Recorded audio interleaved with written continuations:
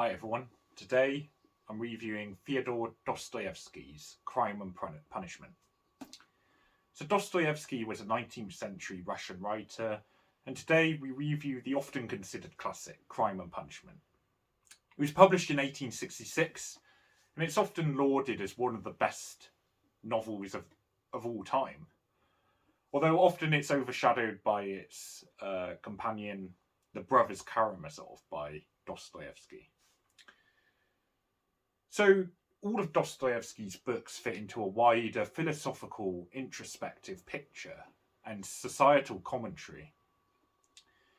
This book, alongside The Devils, The Idiot, and Brothers Karamazov, is part of a broader epic with overlapping characters and themes of philosophy, society, and predictions of a world lacking traditional values.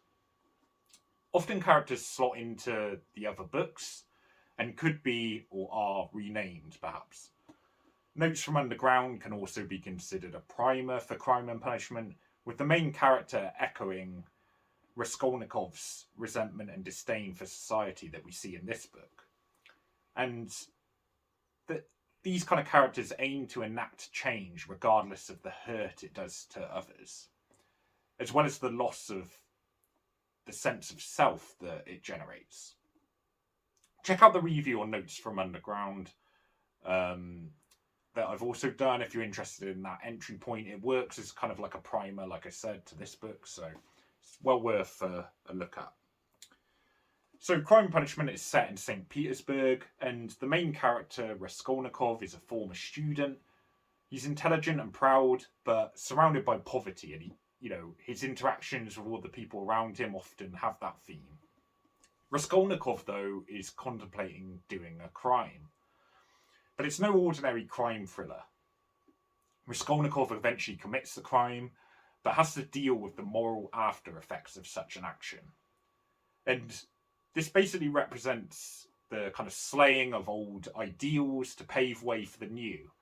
But what this book is asking, in part, is if that trade-off is actually worth it. It represents the new utopianism and nihilism being driven from the West into Russia at the time of writing.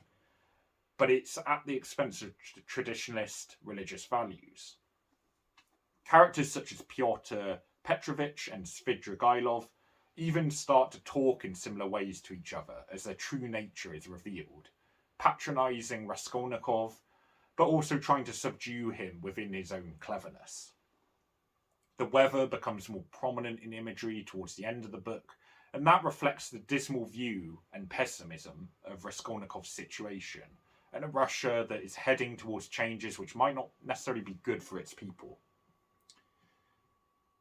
In terms of the plot and characters, the book ventures through the interactions of Raskolnikov, his sister's engagement to losing, his fear of getting caught, and the changing moral attitude to his crime over time. He has reasons for committing the crime, or at least he tells himself that, and the book explores whether these really were his reasons or not. He gets entrenched in lies to maintain the secrecy of his crime, and suffering the fear of getting caught and the anxiety of not knowing who knows, even though it's sometimes suggested that someone knows parts of what happened. But much of this entails deeper psychological commentary on the human condition. Raskolnikov questions the difference between what he sees as the best, morally virtuous people being downtrodden by those above them, whilst those higher in society commit sin all the time and with wanton abandon. He responds with resentment and lashes out as a result. Other characters, despite enduring much suffering, react differently, such as Sonia, who remains hopeful with her traditionalist values, and, despite all the troubles that she's putting up with, endures it stoically. And it's only in encountering Raskolnikov that perhaps this view is tarnished. Perhaps a representation of the clash between nihilism with traditionalism. By contrast, Svidrigailov represents extreme cynicism and nihilism. He engages in fulfilling his every desire without recourse to others, the opposite of Raskolnikov's self-denial and guilt at what action he committed. Svidrigailov will commit sin with no No guilt, he doesn't care. Although distanced from traditionalist values, he rejects all morality and tears down everything around him, not seeing any good in it. He's a cynical, fleshy husk that is devoid of conscience and denies life itself. As you probably get a sense for, the depth is too intricate for a short review to cover adequately.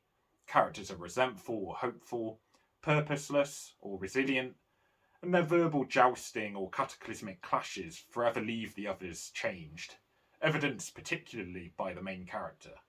Raskolnikov carries an air of menace around him, his malaise evidently affecting him and making him ill, although his family don't know what affects him as he wrestles with his guilt.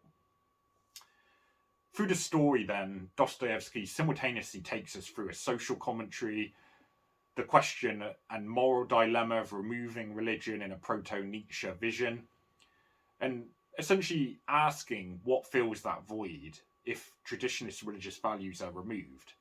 And it also hints at a critique of socialism. So there's an awful lot in this book beneath the, crime story.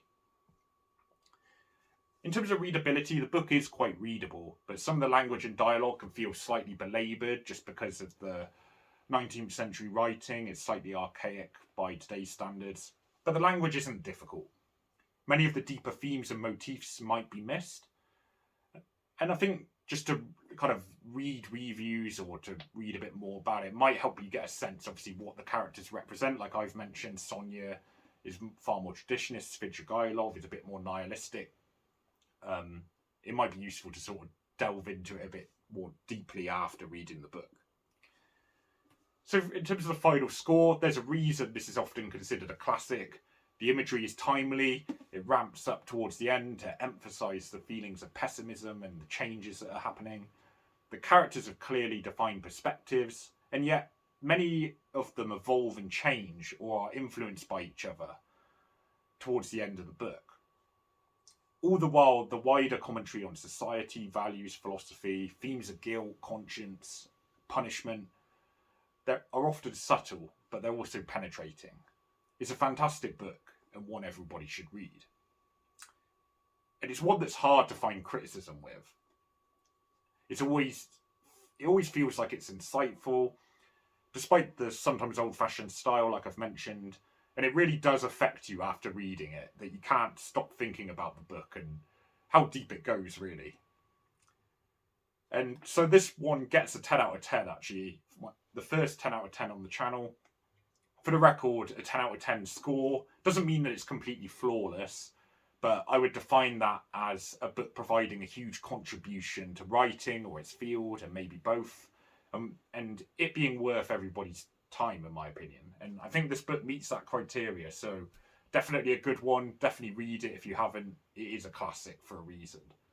And I'll be reviewing more Dostoyevsky books. They've been pretty good so far. So like and subscribe for all that, and thanks for watching.